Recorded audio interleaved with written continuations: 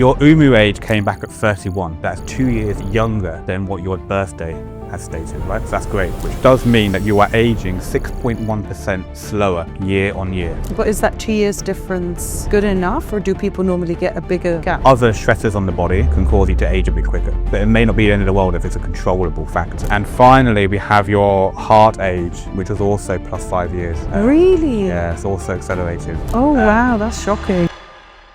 Hi, I'm Chris Collins. I'm a data analyst and I'm a published epigenetic clock researcher. Today, I am joined by Zimmo, a professional MMA fighter who has done the UMU Hub epigenetics and DNA test. Just like Chris mentioned, I'm a professional MMA fighter.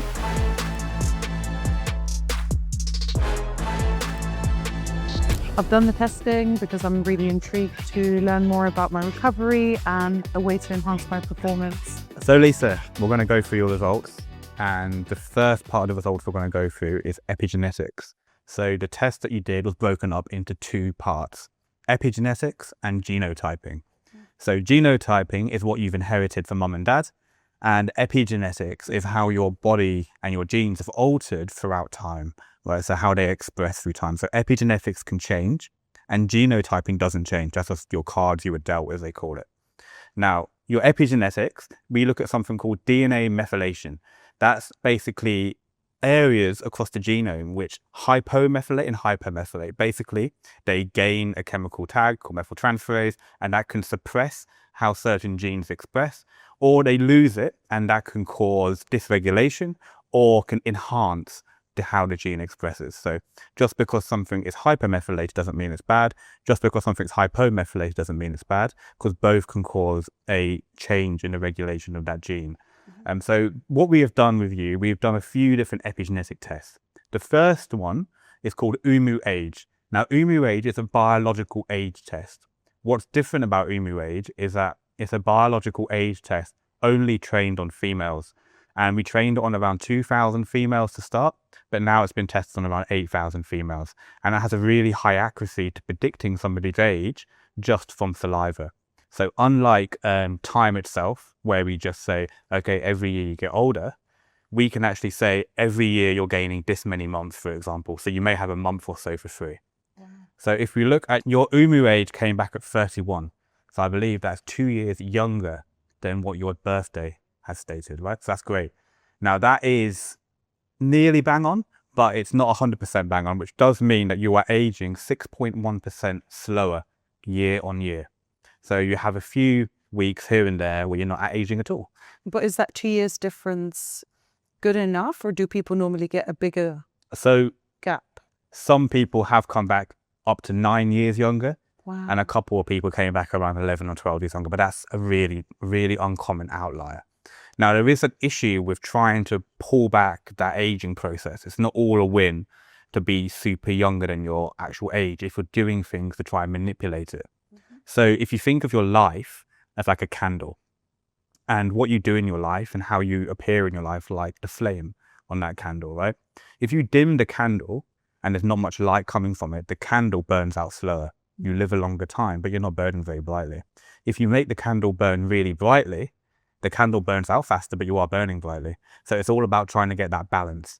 You know, so people who are professional athletes like yourself, they sometimes make the candle burn brighter, and that burns the candle out quicker. But you need to do that because you need to be stronger. You need your bone density to be higher. You need to be feeling more energetic. You need more energy. So that's kind of how this works. So at the moment, you've got a good balance in a way. There is another test that we do, which is an epigenetic test called epivitality. And that's the flame test, okay? So you're aging about 2 years younger at the minute, that's your trend. And your epivitality score at the moment is stuck at 18.9. We look at around 25 as being the kind of sweet spot for that.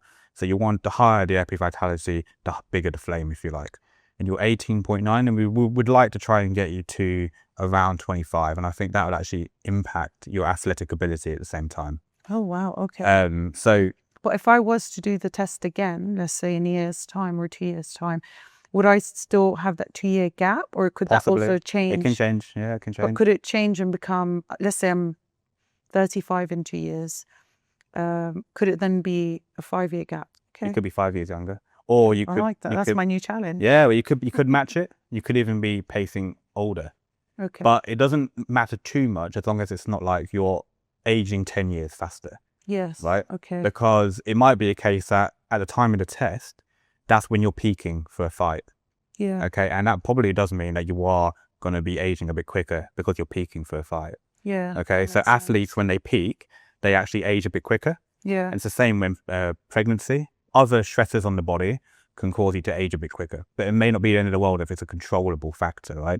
Yeah. You know, pregnancy will come to an end, and therefore you can then become younger again. You know, when the fight's over, you might be able to bring back those years. Okay. Make sense? Can you explain a little bit more on the part where you mentioned the 18 and the 25? Yeah. Yes. So how does that play a role again? Epivitality. So that's not, it doesn't affect age at all. It's basically age independent, right? So the methylation changes are on master switches in the body, and they control things like your nervous system, how much muscle mass you can gain, your power output, all that kind of stuff. But they also affect things like fatigue, brain fog, gut problems like IBS. They can impact how you get headaches, for example. They basically, it's a master switch. And if you turn it on, those areas of fatigue, etc., can sometimes go away because your genes are working better. And everything about us is a foundation of genetics, right? So our genes, they encode everything that happens in our body, and they affect all our organs, they affect our hormones, they affect how we respond, they even affect our personality and our traits and the way we learn. So all of this is affected. And epivitality, we look at genes which are master switches of those factors. So when it comes to the end, we'll go through some recommendations, things that you could do, which may turn that epivitality to make it go up, which will help your rehab and help your Yeah, that training, I'm really etc. intrigued about. Yeah. And how long would you say for me to get closer to 25, even if it's going from 18 to 19, how much time would that take? It depends. If the interventions work, it can be literally a few weeks to turn those up. Okay. If the interventions don't work, there may be something else we have to look at to try and get those up. So it might be something else holding you back. So if we go back to epivitality, where we have a score of 18.9 and we want to be at 25, 18.9 does correlate to a lot of the studies that we've done using it, where people who have 18.9 sometimes feel extra brain fog, for example, and sometimes a bit of extra fatigue at times. And they feel like they haven't got the same energy levels as some of their peers. Does that match you in any way? 100%. Yeah, those are probably the two things I have issue with. I always related my brain fog to my migraines. I know it's whenever I'm getting a migraine attack, I usually get brain fog, but energy levels 100%.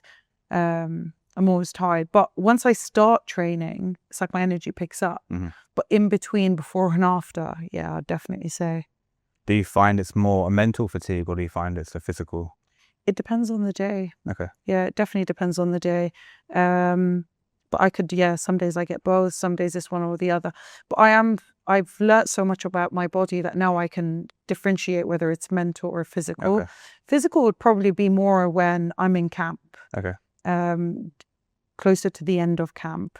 Mental can be, depending on the day, workload. I think if we can fix the epivitality score and make those genes fire, you'll find that you are not finding that fatigue anymore, and the brain fog might go away. It may even help the migraines. Oh, 100%. The days that I wake up tired, mentally tired, it will set off a migraine later on. And it could even be on days where I'm on holiday. So I know I'm not doing anything but enjoying myself, but I'll have brain fog the entire holiday or fatigue. So that's something I definitely like to try and improve. Okay. Not only do we look at your UMU age, which is like your whole biological age, which is great, -2, we also break down the ages into a few categories. And those categories look at genes which affect certain like organs, for example, or the senses. So those are heart age, eye age, hearing age, and memory age. And memory age is like brain age. Okay. So if we look at your hearing age, you came back at 33, which is the same as your age. So you're trending exactly the same. It predicts your age exactly the same as your current chronological age. I don't know why this makes me nervous. I'm like, what is my memory age going to be? Well, 50 plus or 90? We'll go to memory age, and actually memory age is good. Actually. Is it? Yeah, it's -9 years. Really? Yeah, so you're younger. But there's a couple of reasons for that. It's good news. It is quite hard to get an accelerated memory age because of the way the algorithm was worked out, was looking at people with accelerated cognitive decline. So compared to them, it's great. Good Okay. score. Yeah. That's good. I'm So- sure my husband would be very happy to hear that. Yeah. So that's it. Why does she remember everything I do that's wrong? Your eye age was slightly accelerated at plus 5 years. Yeah, that's It's expected. I wear glasses. okay. Well, there you go. Yeah. It's not the end of the world, but obviously it's still an acceleration, and it probably will trend that way. It's quite hard to alter the eye age as it starts to trend. And finally, we have your heart age, which was also plus 5 years. Really? Yeah, so that's also accelerated. Oh, wow, that's shocking. Genetically, you're also predisposed to coronary heart disease. Yeah, from it your kind of family. runs in my family. Does it? Well, Yeah, yeah. that's very popular. So yeah, it runs in your family. The genetic test shows that you have an increased risk of heart disease, and your epigenetic heart age, which correlates with heart disease, is also trending faster. So that's something to look at. Obviously, you're an athlete, so you're training. You're doing all the environmental things which are keeping that back. If you Yeah. weren't, you would probably find the heart age has actually accelerated even more. So in terms of doing this test, the epigenetics testing versus heart ultrasounds or a scan, because I've done that recently as well for, it was part of a research on a study where they said I've got an athlete's heart, the bottom part of the heart is enlarged, all that kind of stuff.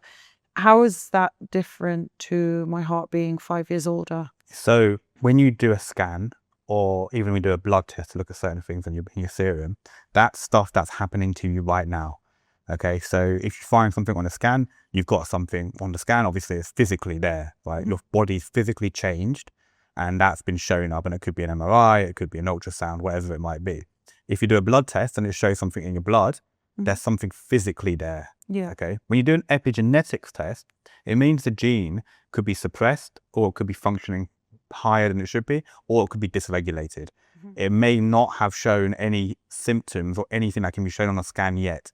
So the changes in epigenetics sometimes come a lot earlier as a warning sign before you find something physical that happens.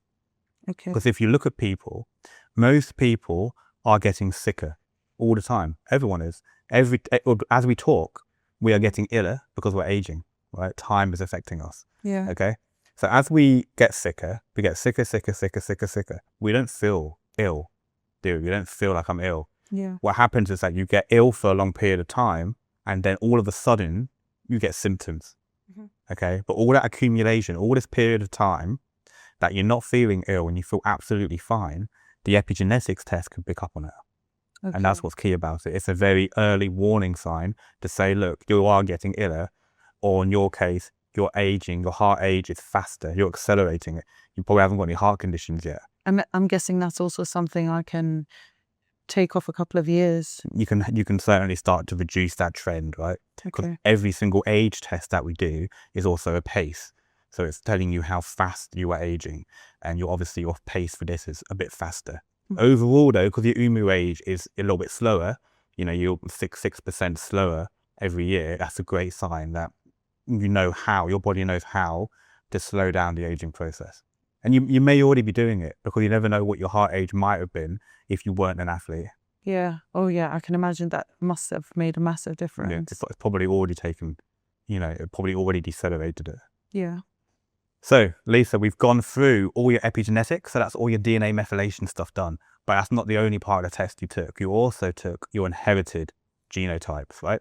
Most of our actual results that you get are called polygenic risk scores, which means we look at a whole bunch of genes, and out of all of those genes, we give you a score based on each one either making you worse or making you better, for example. And overall, is it a good outcome or a bad outcome? So the genes that are quite popular, the first one is called MTHFR.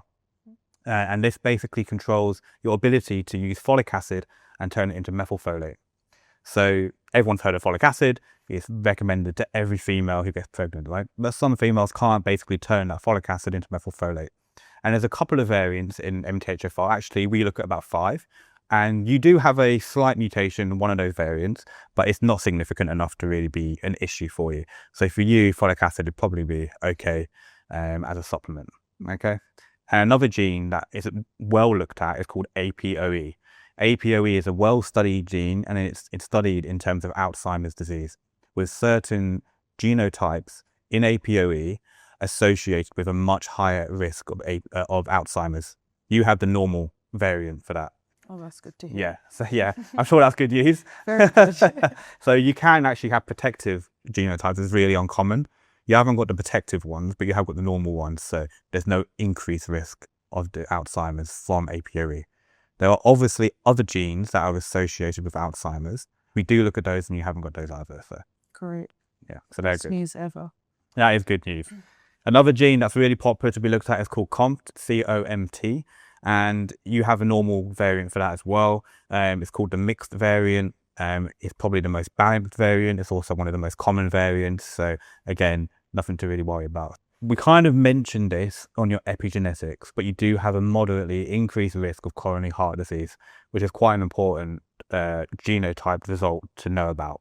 You've already said that you have a family history anyway of that. So it is trending with your family history and it's trending with your epigenetics. I think because I'm an athlete, it doesn't worry me at all. Nobody in my family is an athlete. Yeah. I'm the first one. So it's going to be interesting to see how I'm going to be able to change that in the family. Yeah. So change the legacy, right? Yeah, 100%. Yeah. And being an athlete obviously plays a massive role in that.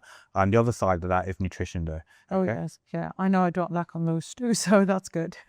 One of the genetic aspects that came back was that you could be a genetic snacker.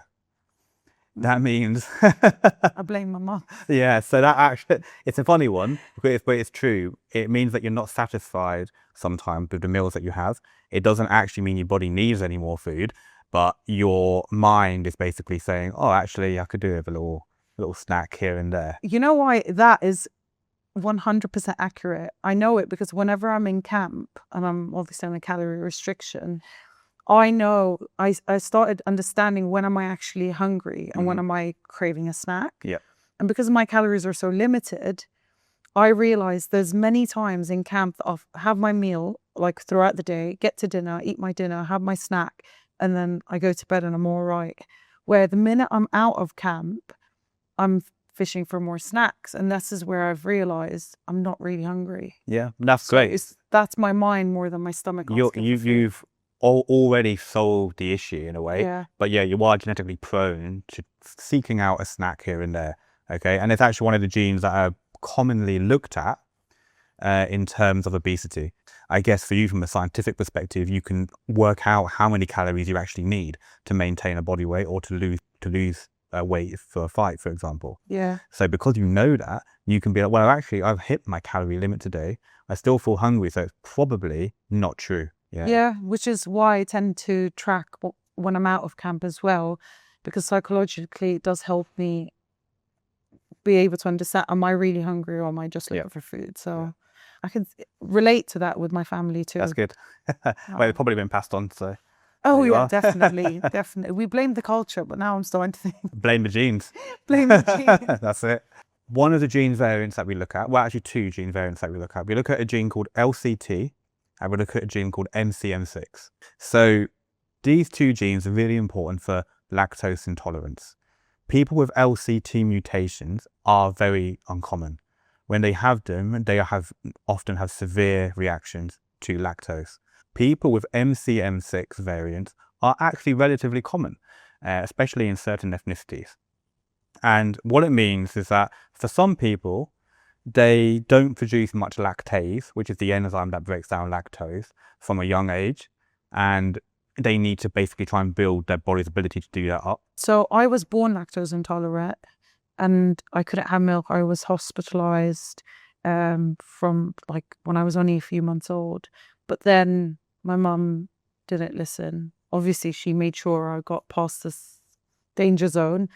And I still had dairy when I was a kid. So I still had the symptoms and like pretty bad symptoms. And then when I went into university, so I was like responsible for what I was eating and like I could eat whatever I wanted. I just carried on eating. I tried to do the FODMAPs diet where I took it all out.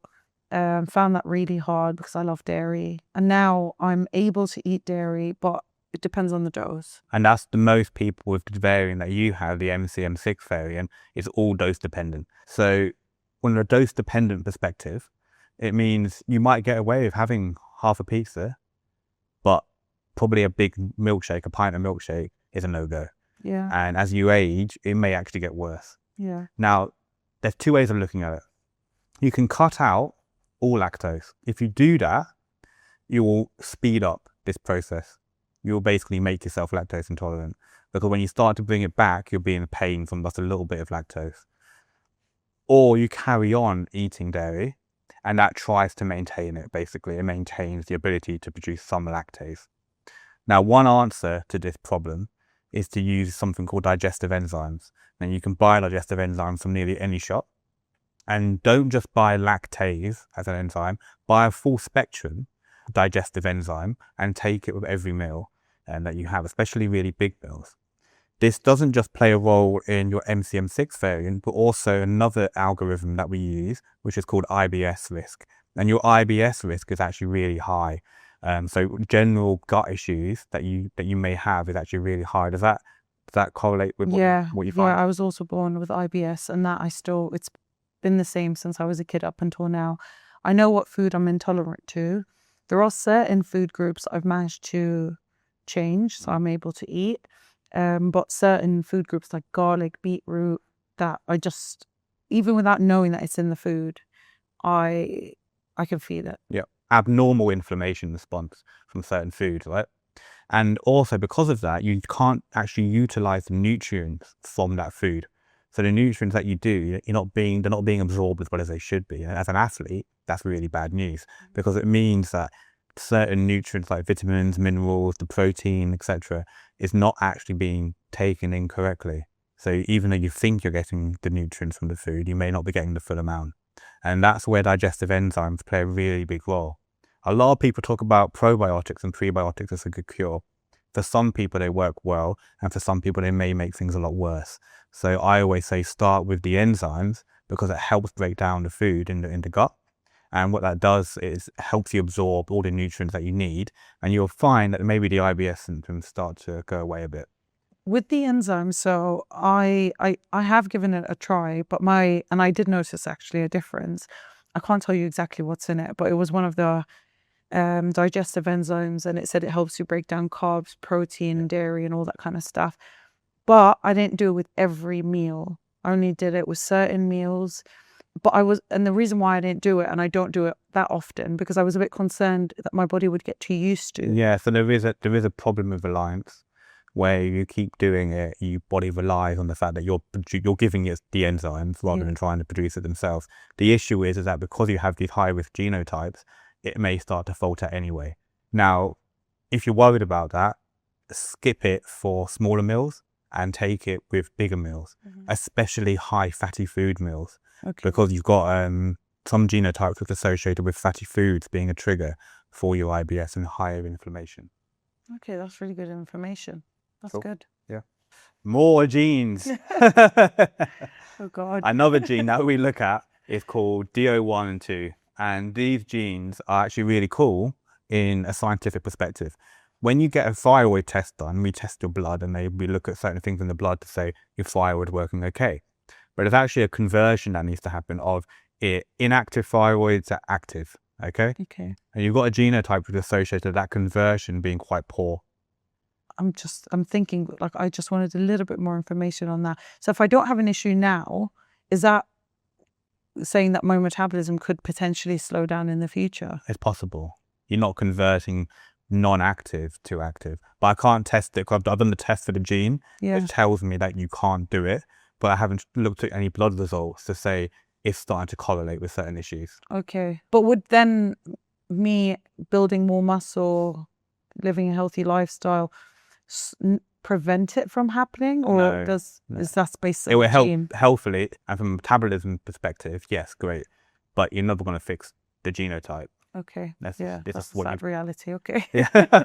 These are the cards you dealt, right? Yeah. But we could give and take.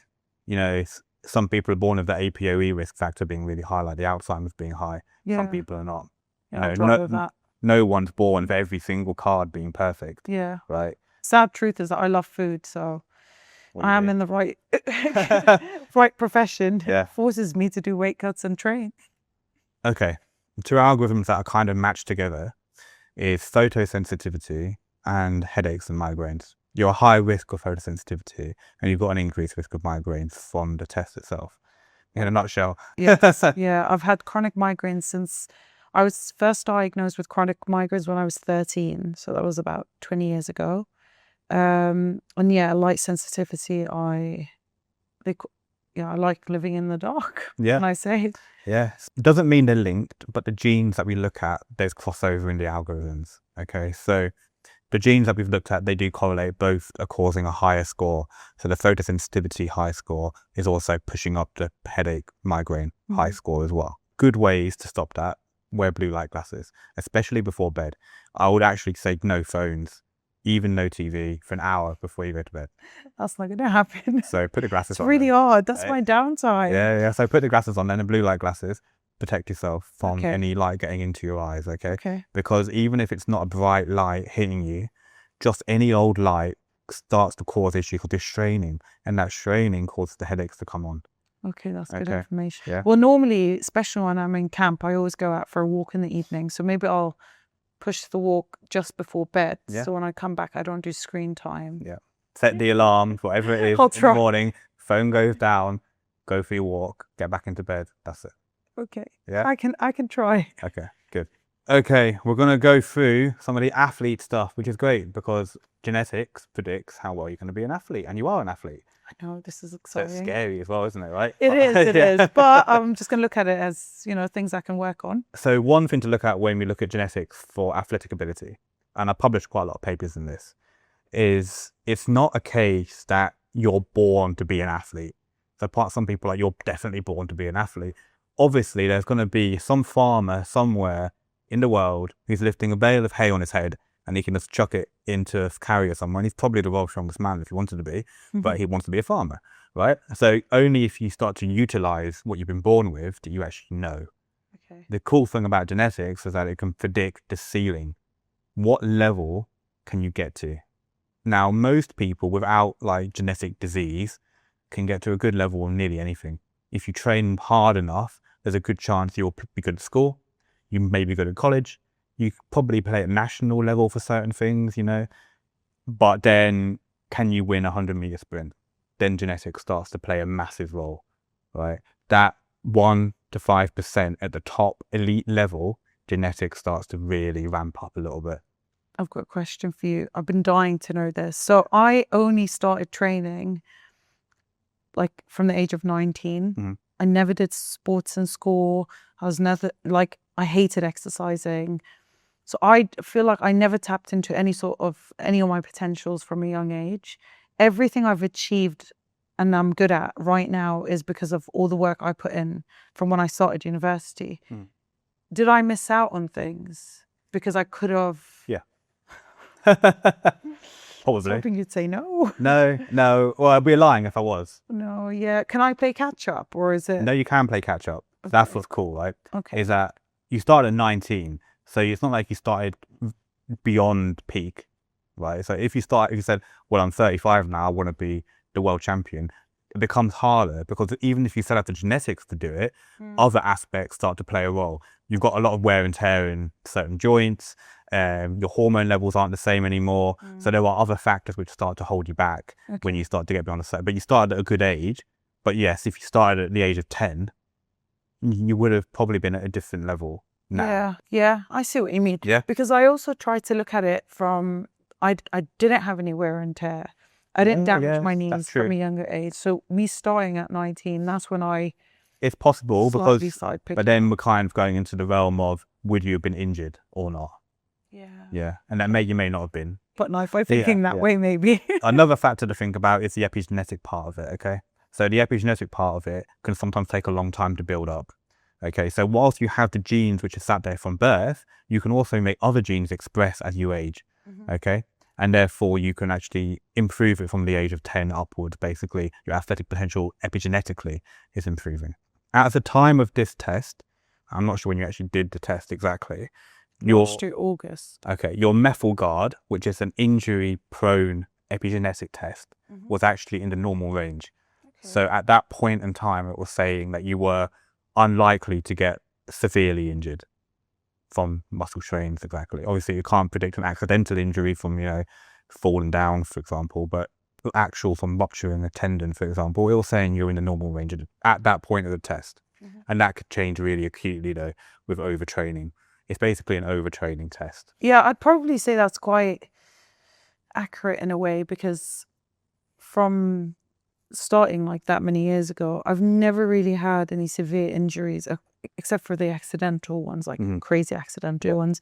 Except for the last 9 months, I've probably accumulated crazy amount of injuries, but nothing crazy. Yeah, it's nothing career ending. So no, it's good. Yeah. So at the moment, that's looking good. So what are your athletic traits? Well, you've actually got some really good ones. We'll start with a gene, what we'll talk about, which is talked about quite a lot in strongman circuits, and that's a gene called MSTN, which encodes something called myostatin. You don't have that variant. It's normal, right? But that's fine. Most people in the world have a normal myostatin variant, okay? Very, very, very few rare outcomes of athletes have a variant in that. And it's linked to increased muscle mass, increased power output and strength, okay? It can actually be a negative if you're in an endurance-based sport because you have to carry more mass.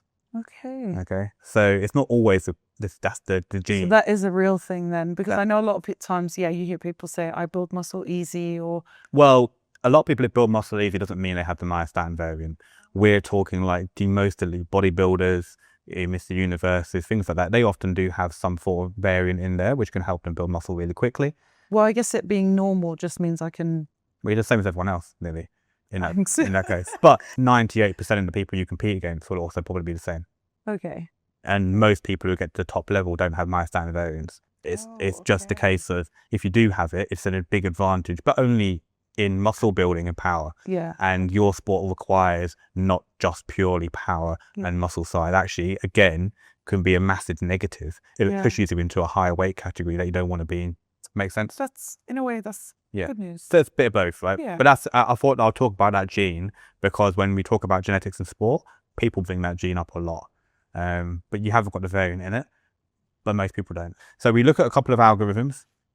We've got an endurance and stamina algorithm, and we've got a muscle power algorithm, okay? Those are the two I'm really interested in. Yeah, so your muscle endurance algorithm and stamina algorithm sits at around 65% of your main potential, with the rest being power. So you're slightly more towards stamina than you are towards power based, but it's a good mix actually, and that's really good for a kind of sport like any combat sport, to be honest.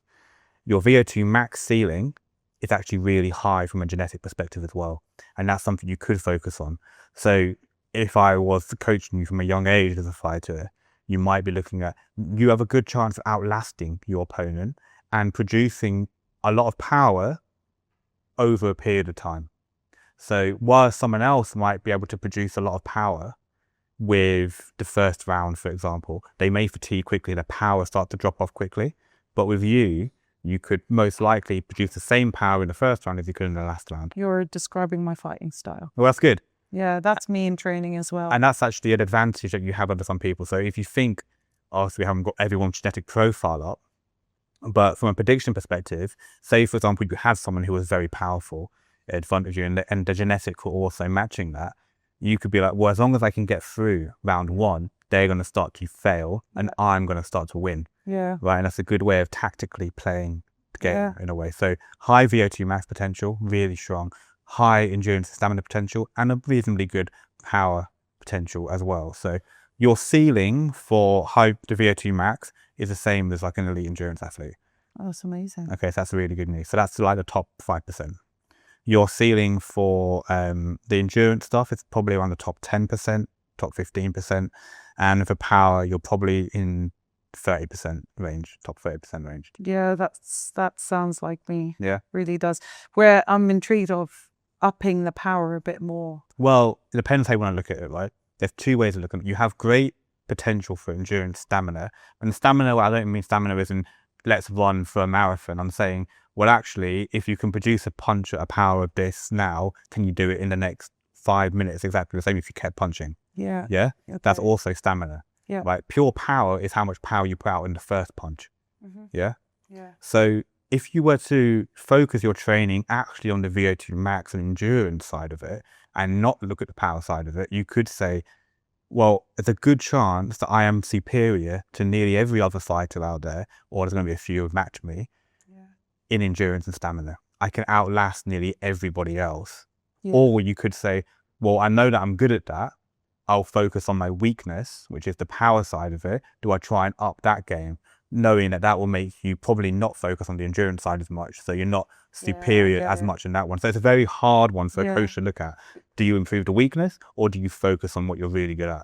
Because you're basically saying, if I can generate the same amount of power for more rounds than generating more power and lasting less rounds. Yeah. Yeah, I think I like myself the way I am. Yeah, so no, but I get it. Yeah, so it's a case of like sense. how tactical you want to play in combat, right? So we spoke about myostatin and MSTM, which you don't have the variants for. But we do look at other genes that are associated with muscle mass itself, and you do have some good gifts in those as well. So we look at a gene called IGF-2, and we look at a couple of other genes which are associated with an increased muscle mass. And this isn't like an inherited large muscle mass like myostatin would give you. So people with myostatin variants, actually, they sometimes are born muscly. As babies, they're quite muscular, right?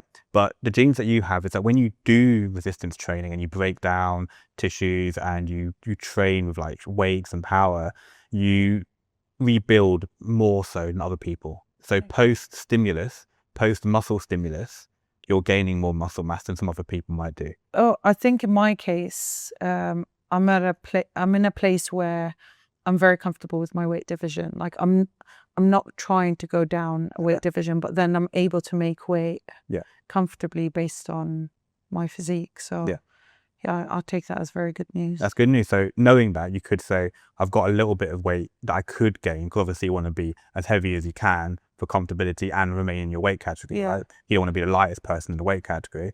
So if you knowing the fact that you've got some good chance of gaining muscle mass, you could push that. But the way that I train, you'd think I do way more weightlifting, but I have built a lot of muscle from MMA. Yeah.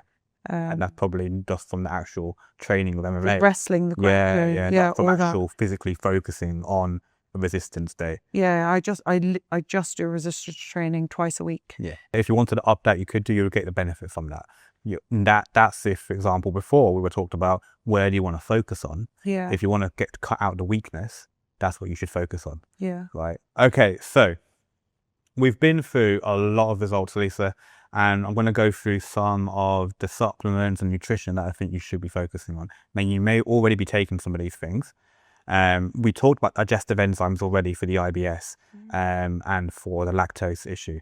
There are a couple of supplements that came out that you are an increased risk of basically being deficient in, and you probably are in even increased risk because you're not eating as much dairy as somebody else would eat. So calcium is definitely something you should be taking if you're not already. Yeah. I don't. No. So yeah, definitely take calcium, because you are an increased risk of that. Omega-3. I don't take that either. That's good. So take my omega-3. Vitamin D3 is I've just started, so I've been on it for like a couple of months now. Okay. Vitamin D3, take it with magnesium and K2 to get the benefit from it, and eat it with something fatty. Oh, okay. So when you're saying take it with, I have to take it at the same time. Yeah, basically. Well, you don't have to, but it's good to do. Because I normally do my VD in the morning and then my magnesium at night. Most people do that with magnesium glycinate or something like that to help them sleep. You can maintain doing that if you like. Okay. But make sure you have it with something fatty. So take your vitamin D3 with a fatty food. Okay. Okay. Some high-end supplements come in like a capsule, which has already got fat around it, so it helps absorb it. Oh, okay. But most of the supplements that you buy don't. Yeah, the one I'm taking definitely does it. Okay. So methyl B12 is another one, which is really important for you. So we've got calcium, methyl B12, vitamin D3, and omega-3. They're really key supplements for you to be taking right now. Okay. Okay. And these next ones are if you want to, and I'll give you the reasons as to why you might want to do that. So the first one is selenium. Now, we recognize that you had the DO12 issue with the thyroid. Selenium has been known to help prevent that loss of conversion, but only to some extent. You can't fix the genotype that you have, but so selenium is something you could think about utilizing for that. You haven't got any issues right now, so maybe don't have it now and get checked out if you need to, and then that could be something that you could think about taking. Okay. The next one is choline. There's a few different forms of choline. My favorite form is called alpha GPC. And basically what that does is it improves acetylcholine in the brain. And that's really beneficial for the epivitality score, which is a bit lower at the moment. Okay, so when you take alpha GPC, it will help with the brain fog. And what you might find is that it actually really helps with your training. And that's what's key about it, because it improves focus. Okay. So what I want you to try and do is get an alpha GPC supplement. And when you train, just before you train, use about 600 to 900 milligrams before you train of it, and see how you feel. I'm really intrigued about that. Yeah. Is that different to ashwagandha then? Much different. And lion's It's like, mane? yeah. Are those nonsense? They're Should I not take them? they're not nonsense, but I wouldn't be taking ashwagandha or lion's mane before you train. You can take it at night time. I only take it That's at fine. nighttime. That's fine. You can take it at night time. Okay. They may be doing you less good than you think, but they're not bad. They're not horrific. But I wouldn't think they're doing much besides losing your money. Fair. Okay. I haven't noticed a difference, so I don't think it would make. If I was to stop it, I wouldn't say, "Oh, it's going to affect me." Some of these herbs are good for some people. Yeah. Alpha GPC is completely different because it's basically a source of choline, and choline is an essential nutrient for the body. And what you will find with it is that when you train, you will find yourself focusing more. Try it when you train and try it when you spar. Because I think when you spar, you'll start to see, oh, wow, this is different. Oh, I can't wait now. Yeah, because the vitality score is low, I think you will see the benefit of taking it. Yeah. If it was already high, I wouldn't recommend it. Okay. But it's lowish, 18-ish, rather than 25. You take creatine? I do, yes. Yeah, perfect. Just 5 grams a day. That's fine. That's perfect. Obviously, to be careful, creatine is that it can cause weight gain. But like you say, you're comfortable in your weight category, so that's fine. Yeah. Happy days. There's a couple of other supplements. One's called fisetin, and fisetin is a popular longevity supplement, but it's taken wrong by a lot of people. What does that supplement do? So it's basically from the skin of pears, and it removes zombie cells. That's the idea of it. Oh. The issue is that people take it every day, and when they take it every day, it stresses the body out because you're clearing these zombie cells really quickly by using it, but the body needs to destroy cells at the same time. Apoptosis, the death of the cell, and it kind of stops that process, and it's a really important process to control. Because people say, well, I want my cells to be super duper, right? Yeah. Well, you don't want that all the time because cancer cells are super duper. They can replicate constantly. So you want to control the death and the cycle of a cell, and it can help basically clear up the mess made from that process. Okay, yeah. But it's not an important for athletic ability. It's not important for any of the scores that you have right now. It's just a popular longevity supplement that you may read about. Okay. Okay. Yeah. A supplement that you shouldn't have is called vitamin E. Now, vitamin E is really important for health, but you should get it from your food. Okay, not take a supplement. Most supplements are poor quality, and certain people have a genotype.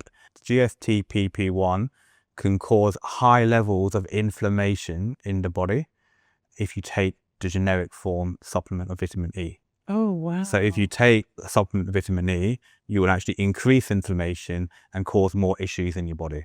Okay. So if I was to take a multivitamin that has that in there. Normally it will be the cheap version because it's cheap. Yeah. So yeah, multivitamins are a really bad way of getting your vitamins.